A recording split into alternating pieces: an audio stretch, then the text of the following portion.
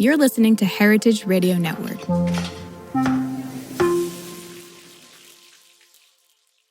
Hey listeners, it's Taylor. Our team of reporters here is hard at work on the final episode of Season 16, Episode 200, and it is going to be a good one. And sadly, their final episode with us. But this week, we're bringing you something a little different, from a voice on our team here at Meat and Three you haven't heard from much yet. I'm passing the mic to our 2024 Julia Child Foundation Writing Fellow, Ngyuen. You heard her on our Debunkisode a bit, talking about MSG. But she's been quiet this season, mostly because she was out in the field learning about her local food system and also developing a new show at HRN. Her journey starts in the city of brotherly and sisterly love, Philadelphia. After 6 months, she's ready to talk about the story and the family that stuck with her. They run a restaurant that I cannot wait to try. So come along and let's head to Philly. Meat and Three. Meat and Three. Meat and Three. One meat, three sides. Food, news, and storytelling. A square meal for your ears. Meat and Three.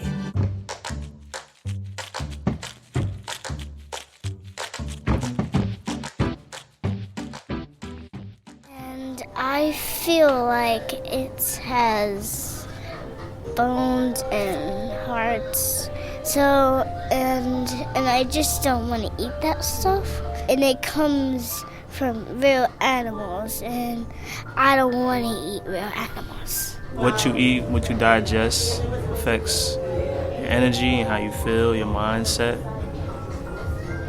And, that's really important. So you don't want to be later in your years suffering from the consequences from your younger days. So what you put in your body, physically and mentally, determines a lot.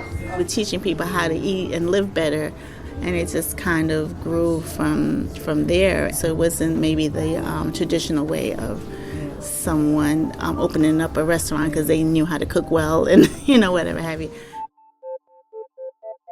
You just heard from 3 generations of vegans in the kitchen: granddaughter Kai, son Prince, and grandmother Surma. They, along with other members of their family, run a vegan, Caribbean-American soul food restaurant. It's called Nile Cafe, and it's in Germantown, Philadelphia. This is Nourishing Change, a new podcast that explores how communities that are underinvested in determine what healthy means for them. Healthy food may look and taste different from culture to culture, individual to individual. It's not a prescription you get at the doctor, but something you have to experiment with and decide for yourself. We'll hear how folks are transforming failures of our food system into healthy solutions. By that I mean, when a bigger system fails to benefit or prioritize us, how do we take responsibility for correcting it?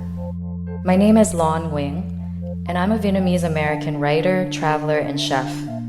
And I'll be taking you on a food adventure, where I explore the questions that linger even after I'm done eating. Because after all, how satisfying is a meal without something to contemplate?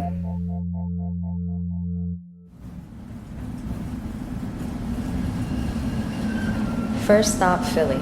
It's the first place I've really felt at home. I lived there for 5 years, I'm in Jersey now, and started a vegan banh mi pop-up out of my West Philly kitchen. After a scary experience of seafood poisoning 7 years ago, I gradually stopped eating animal products. What started as a response to feeling betrayed by my local food system turned into an exciting personal quest to create the best vegan banh mi ever. As an immigrant first and vegan, I feel part of an underrepresented community. Vegan food has become so mainstream that the global cultures it grew from don't often get the credit they're due. I'm still vegan because it's a fun way to discover new things about myself. Like an open world video game that I just can't stop exploring. I get to access the nostalgia of my Vietnamese childhood with a colorful veggie twist. Then there's the payoff of the good feelings without all the messiness. And I don't just mean the blood and guts, but the ethical debates of right and wrong. The best part about it all is how much it's inspired me to share these new discoveries with others.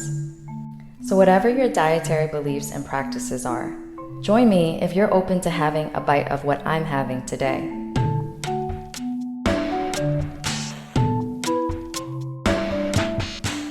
Following my curious nose and grumbling stomach, I visit the longest running vegan restaurant in Northwest Philly to continue our conversation with Kai, Prince, and Surima. As I open the bright green door and step inside, I first notice the towering plants reaching up to the ceiling. There's a shelf of empty 5-gallon water jugs, with water filtration humming behind it. On my right, a counter with a plastic shield, maybe a remnant of COVID. I'm greeted with a smile by someone on the other side. I sneak a peek in their open kitchen after hearing the clanking of pots and pans. While reviewing the menu, the door is opening and closing behind me as customers come and go. The pace of everything feels like a slow simmer. I order the jerk chickpea platter with cabbage and rice, gravy on top, and a German chocolate cake. When my children were younger, it was hard to find some place to eat that was vegan that had like home cooking.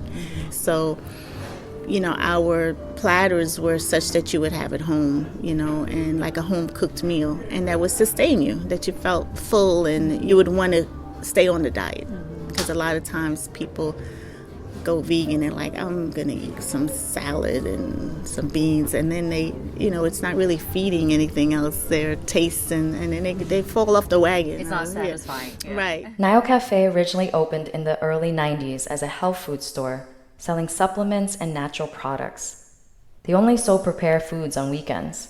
You're talking about 30 years ago, there weren't many health food stores in the Black community. I mean, there were a few that I can think of, but it's not a lot, and for whatever reason, if they think that, the community didn't want that, or they feel like they could make more money with the fast foods. We were vegan when it wasn't popular. We cooked, so you can see what to do with all this vegan products. And then I think in '94 we moved to Germantown, 6008 Germantown Avenue. And, then we made more of a restaurant, just trying to bring like a healthy food, a healthy lifestyle to the community. Because in the Black community, especially, the food-related diseases, the high blood pressure and the diabetes, and not having access to, good, healthy food, or even a way of how to eat healthier. According to NPR, people of color are about 3 times more likely than white people to identify as vegetarian. Many cite health concerns as the primary reason for their choice, not environment or animal rights. This insight signals the need for communities lacking outside investment in their food system to focus on their own well-being first and foremost. So before debating the morality of eating meat or not, maybe a simpler question we could start with is, am I healthy? Is my community healthy? What can help me or us get there? Unfortunately, health can at times be more of a business than a practice of care.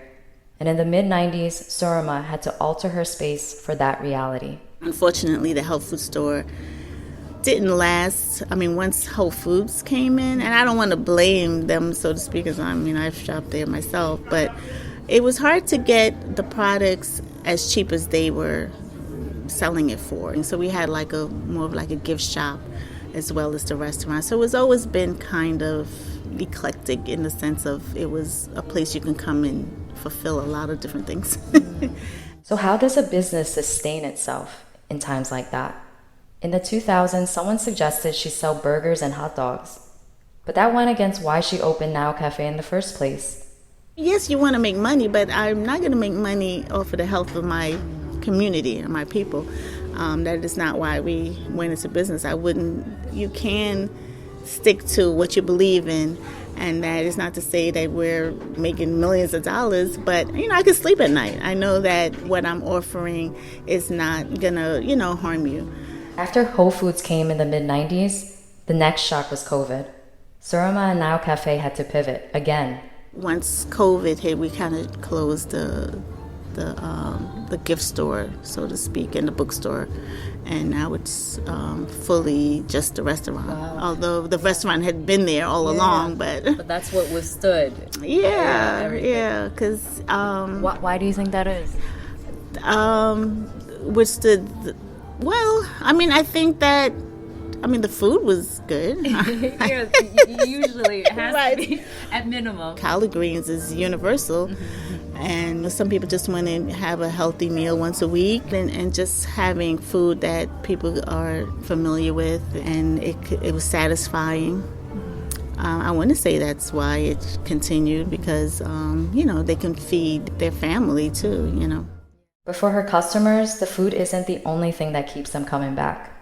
Kamal has been a regular since the mid-90s. The Nile was important because it was a place where you kind of had community representation, an elder representation, a mid space for young adults, a space where you can, connect with people. And there might be some good advice that someone gives you. If I go to a regular market, it's just transactional. Going to a place like the Nile Cafe is definitely more supportive. We have so much fast food and artificial food and, food made in a lab, food, made with additives to make it addictive or make it taste better. But the hell with all that, right? We need places that we can trust, places that are going to sustain us and keep things simplified. Representation resonates for me because we all have specific memories related to the food that nourishes us. When I see my cultural values reflected in the food, there's a more genuine desire to trust it. Ultimately, we all just want that feeling of acceptance when we eat. When I did my pop-ups, I really appreciated support from fellow Asian Americans. It felt extra special to be seen by the folks who may have had similar experiences. And I love seeing them enjoy what I created.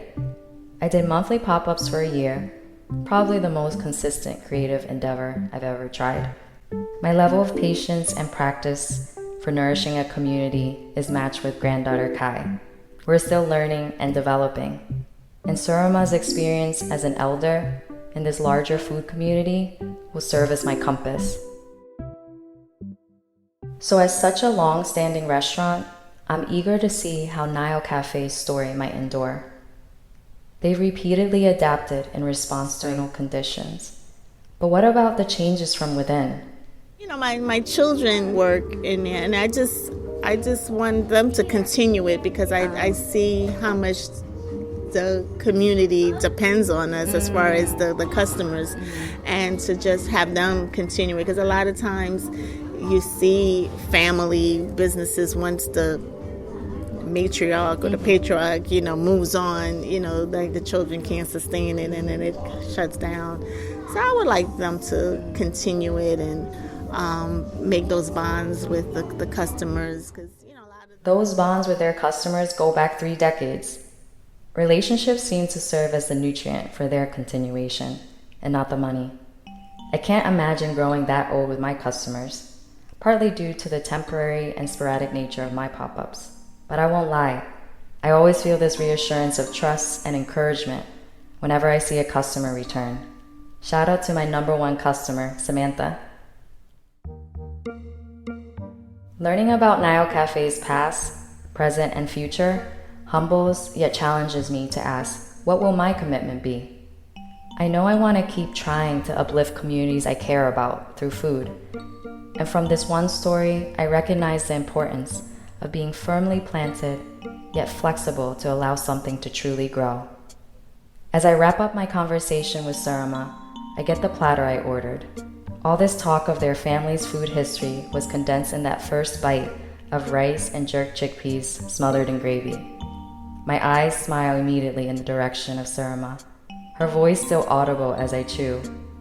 With every spoonful after, I connect to more than just the flavors and textures, but all the people and intention behind it.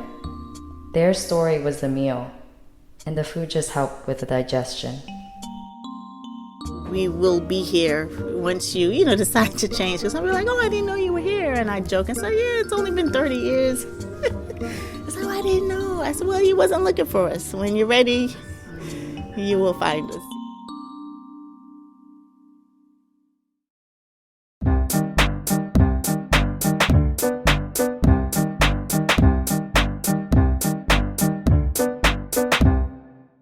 This episode is supported by HR and Business member Crew.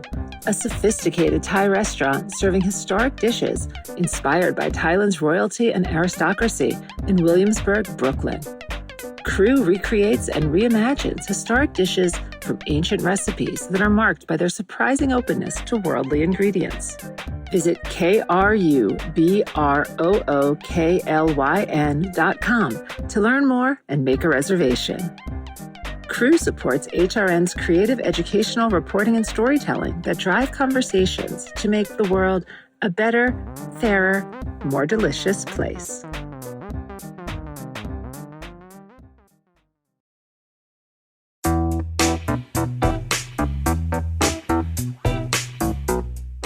So I couldn't make an episode about Philly without a little food gossip about the iconic Philly cheesesteak. Let's say in my first version of being vegan, I was on the hunt for the best vegan banh mi in Philly. After leveling up, I'm feeling a bit more patriotic and on the lookout for vegan cheesesteaks. Here's Rebecca, a customer of Vegan Supper Club, Miss Rachel's. The Philly vegan cheesesteak scene is ridiculous. When I first went vegan food was terrible, and it was, people made fun of it. They made fun of vegan baked goods and stuff, and I think the reason, 20 years ago, and back then I think people were trying to make vegan food that was healthy, so they were like, it's vegan, and also it doesn't have sugar, and also it's low fat, and it was like, it's a lettuce leaf, and it tastes not great. Now, there's lots of really delicious vegan food, but I think it's because people realize, you can use nuts in different creative ways, and fats, and it's delicious. This evolution of vegan cooking has made it all the way to the meaty, cheesy sandwiches Philadelphians and tourists love. Vegan food historian and journalist Vance Lemko says we have someone by the name of Alphonse Austin to thank for the first vegetarian and vegan cheesesteaks. Before I drop my ranking of vegan cheesesteaks, here's a quick history about Alphonse. Alphonse was not like the sole pioneer in the nation or anything that was doing this, but she was one of a small number of people that actually worked to bring vegetarian and vegan food out of that trough that it had been in by being something that you ate and you enjoyed the virtue of eating it rather than enjoying the food itself. Alphonse had this concept that she wanted to help people get healthy, but she knew that you could make food as healthy as you want, but it didn't matter if people didn't eat it. So she made foods that people were used to eating, like in the Reading Terminal, going and getting a corned beef sandwich or a bologna sandwich or a cheesesteak, but made them healthier than their counterparts by making them plant-based and finding ways to mimic different things. She made her own seitan from scratch, so all this bologna, corned beef, cheesesteak stuff. Alphonse got people to recognize that an individual food item, you could replace an animal-based one with a plant-based one. Alphonse Austin operated her plant-based stall in the famous Reading Terminal Market from 1981 to 2012. It was the first Black-owned business in the market. Customers could order one of the first regular menu vegetarian cheesesteaks in town, which she veganized by 2000. She applied her skills and past experience as a dietitian to create items like this on the menu. So are you ready? Here's my ranking of the 3 vegan cheesesteaks that I've recently tried. And FYI, I'm not financially affiliated with any of these places. They all use seitan as a substitute for steak. For those who don't know, seitan is a wheat gluten that has roots in Japanese, Chinese, and Vietnamese Buddhist vegetarian cuisine, often used as a mock meat. It's chewy with potential for flavor. My top pick is Hibiscus Cafe in West Philly. They use sauteed peppers and onions, which makes it overall more flavorful.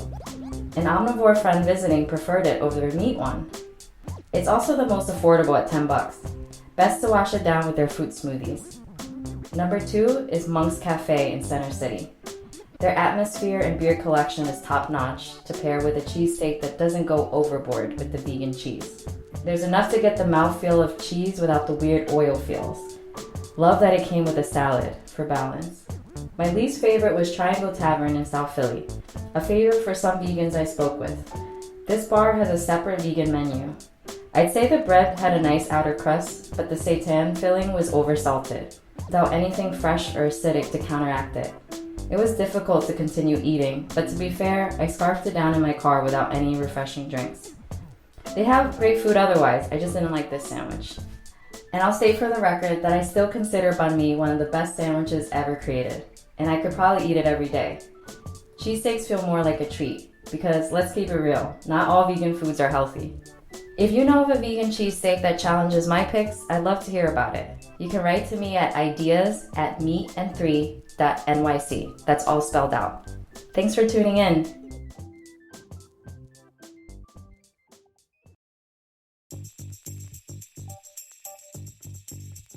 This episode was informed by countless interviews and conversations with people throughout the local Philly food system, including chefs, nonprofits, journalists, government employees, urban farms, food distributors, and educational institutions. Special thanks for your time and sharing your story. This episode was produced by me, Luan Wing. I had support from Taylor Early and H. Conley. Our audio engineer for this episode was Sam Girardi.